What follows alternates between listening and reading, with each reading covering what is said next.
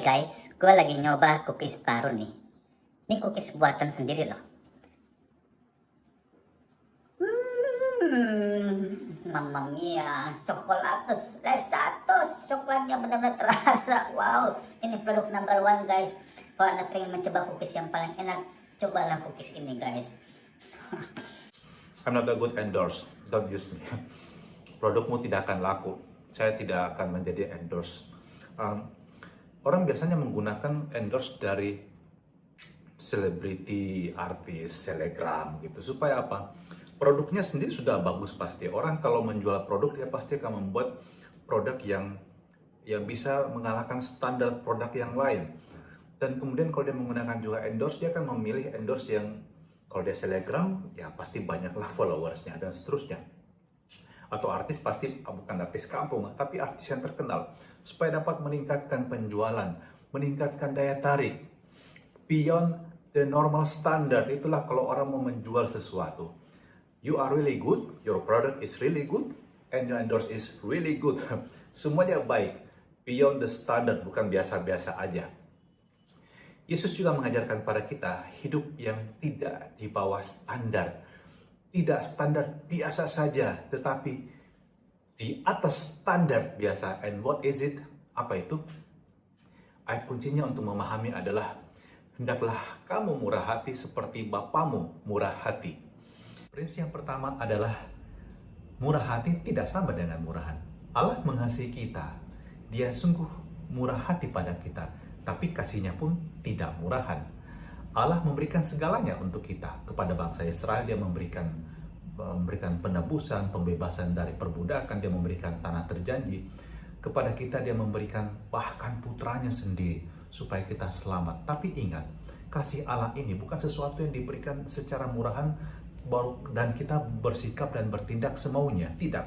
Bangsa Israel diminta oleh Allah untuk taat pada perjanjian, untuk taat pada hukum Taurat, untuk taat pada perintah-perintah Allah. Dan kita, walaupun kita telah mengalami kasih yang besar dengan salib Yesus ini, karena sebenarnya dengan salib Yesus, Allah yang seharusnya bisa menuntut keadilan dari kita, bahwa kita ini karena dosa harus mati, demikian kata Paulus, telah diselamatkan dan diberikan oleh hidup dan dibebaskan dari hukuman mati tersebut oleh karena Kristus sendiri. Maka Allah sendiri telah kemudian menegakkan keadilannya dengan kasih yang luar biasa. Luar biasa. Dan itu berarti kasih dan keadilan tidak pernah terpisah satu sama lain. Anda bisa menjadi murah hati tanpa menjadi murahan. Contoh, kalau orang merugikan Anda secara finansial misalnya, Anda ditipu. Apakah Anda mengatakan, sudahlah saya kan seorang Kristiani, saya seorang pengikut Kristus, udah saya kasih lagi duit, ditipu, kasih lagi duit, dan Anda tidak melindungi diri Anda sendiri dan Anda bangkrut, Anda sendiri yang salah, Anda sendiri yang bodoh. Anda meskipun ditipu mungkin cukup sekali aja ya ditipu, nggak ditipu terus-menerus gitu. Anda harus bisa memproteksi diri Anda. Tetapi Anda juga harus mengedukasi orang tersebut. Demikian juga Allah. Allah mengasihi kita dan terus mengedukasi kita agar kita tidak hidup sebagai seorang Kristiani yang di bawah standar, tapi di atas standar. Yang kedua, prinsip yang kedua adalah Yesus mengajarkan kepada kita perintah kasih. Hendaklah kamu saling mengasihi seperti aku telah mengasihi kamu. Nah, itu berarti apa? Saya ingatkan Anda kembali mengenai perintah yang Yesus ajarkan kepada kita, dirumuskan dalam perintah untuk mengasihi Allah, mengasihi sesama, dan mengasihi diri sendiri. Mengasihi Allah itu menjadi basis, menjadi nafas kehidupan. Bagaimana kita bernapas, kita menemukan kehidupan, begitulah kita juga bisa bergerak terus, bisa melakukan aktivitas. Demikian pula mengasihi Allah akan menjiwai kita dan kemudian membentuk kita bagaimana kita memperlakukan orang lain dan mencintai diri kita sendiri. Nah, kita harus ingat bahwa antara kasih dan keadilan ini pun itu bermain atau memiliki peran di dalam bagaimana kita mengasihi juga sesama dan diri kita sendiri. Tidak bisa berlawanan satu sama lain. Seperti contoh yang pertama saya ungkapkan tadi. Dan Yesus mengatakan sesuatu yang kadang-kadang kita tafsirkan secara harafiah. Kalau pipimu yang sebelah kiri ditampar, berikanlah juga pipi yang kanan. Dan banyak orang mengatakan kalau gitu kita bisa membiarkan diri kita disiksa oleh orang lain. Kalau orang menghendaki jubahmu, berikan juga bajumu. Kalau gitu, ya udahlah, saya bisa jadi korban bagi orang lain. Terserah orang melakukan apa, pasrah banget gitu kan. Tapi kita harus memahami ungkapan tersebut tidak secara harfiah, hati-hati. Kalau katakan eh, kalau matamu menyesatkan engkau, cungkilah, hati-hati, jangan kau cungkil matamu. Atau misalnya tanganmu menyesatkan kau, enggaklah. Jangan kau potong langsung tanganmu. Jangan tafsirkan secara harfiah, berbahaya. Saya akan jelaskan dalam waktu singkat ini, semoga tidak terlalu panjang. Tamparan pipi itu biasanya yang Yesus maksudkan adalah tamparan pipi ini kalau orang menampar dengan punggung tangan. Ini dalam tradisi rabbinic tradition, dengan punggung tangan itu sama dengan sebuah penghinaan. Jadi kalau orang nampar kayak begini, pipi kiri yang kenakan, itu berarti dengan punggung tangan. Itu berarti sebuah penghinaan, dan itu penghinaan itu luar biasa, 2 kali lipat lebih besar dibandingkan ditampar di sini. Jadi Anda bayangkan, yang Yesus maksudkan adalah begini. Kalau kita ditampar, apakah itu membahayakan jiwa kita? Kita akan mati kalau ditampar. Kecuali kalau yang tampar mungkin itu Superman. Wah, kita terlempar jauh. Tetapi tamparan ini tidak akan membunuh kita. Dalam arti begini, kalau kamu dihina, kalau kamu dicela, dan kamu difitnah, dan itu tidak membahayakan hidupmu sama sekali, so, tidak usah membalas. Biarkan saja. Biarkan seperti anjing menggonggong kafilah berlalu. Anda tidak akan mati karena itu. So, jangan ambil di hati dan akan menyiksa dirimu sendiri. Kau akan menangis berhari-hari. No need to do that. Biarkan aja, lepaskan saja. Tidak usah disimpan, tidak usah dendam. Yang penting Anda tahu Anda tidak salah. Tetapi kalau Anda memang salah dan ditegur dengan tamparan itu, ini penghinaan. Berikan pipimu yang kanan, itu berarti apa?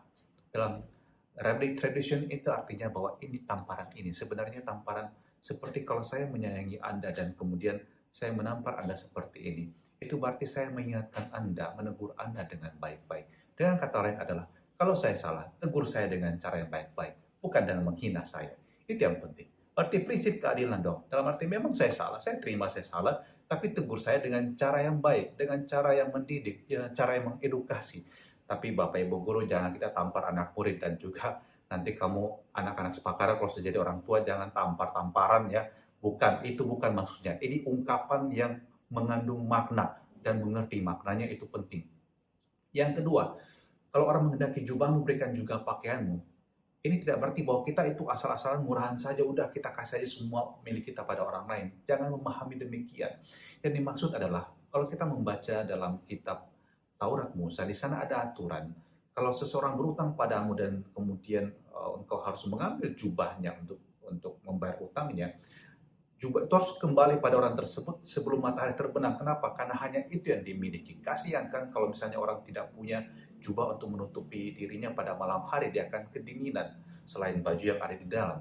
Tetapi itu sebenarnya mengingatkan kita juga begini. Sekali lagi prinsipnya sama. Kalau orang mengambil jubah kita, tidak akan membahayakan kita. Kita masih punya jubah yang lain, kita punya pakaian yang lain. Juga baju demikian. Kalau kita berikan pada orang lain, tidak akan membahayakan diri kita.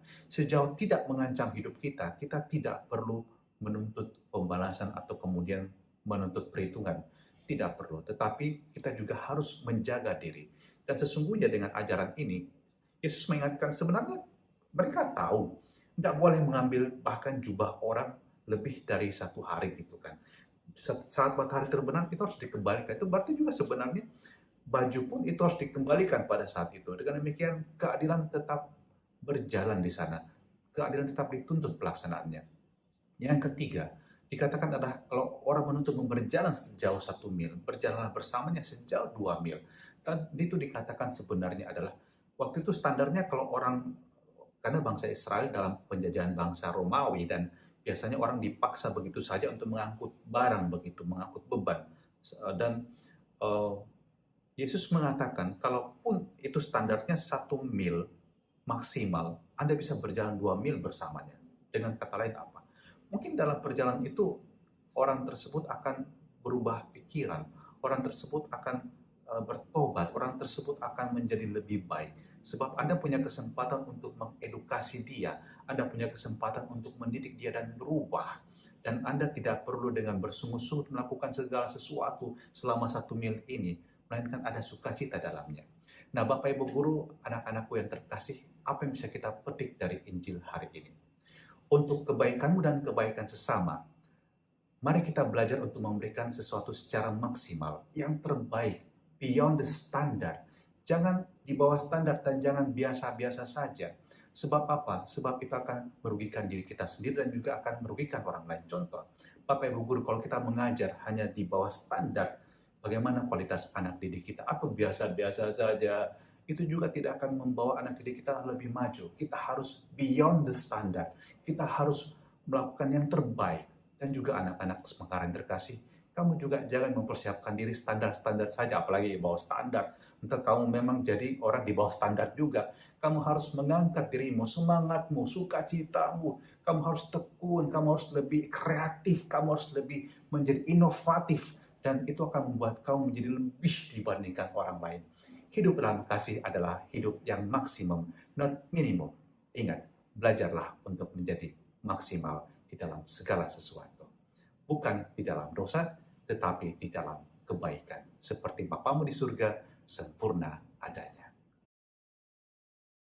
Tuhan, Engkau telah mengajarkan kepada kami bagaimana mengasihi tanpa batas. Semoga kasih-Mu yang indah itu menjiwai diri kami, menjiwai tutur kata kami, menjiwai juga tangan kami saat melayani, saat bekerja, menjiwai seluruh diri kami saat kami melayani satu sama lain, sebagai guru, sebagai orang tua, juga sebagai murid terhadap guru dan terhadap orang tua, dan juga terhadap saudara, dan juga terhadap teman-teman kami. Dan semoga kasih-Mu menjiwai kami agar kami hidup tidak biasa-biasa saja, melainkan sebagai anak-anak-Mu yang luar biasa, yang berbakti kepadamu, dan juga mampu untuk memberikan apa yang terbaik yang kami persembahkan untuk kemuliaan nama-Mu dan juga untuk kebahagiaan sesama kami. Dan turunkanlah berkat-Mu yang Maha Kuasa atas suster kepala sekolah, atas Bapak Ibu guru, atas staf pegawai, anak-anak semakaran terkasih, orang tua mereka di rumah, dan semua yang mendengarkan renungan pagi ini dalam nama Bapa dan Putra dan Roh Kudus. Amin. Semangat pagi Semakara, Tuhan berkati kita semua. Be the best.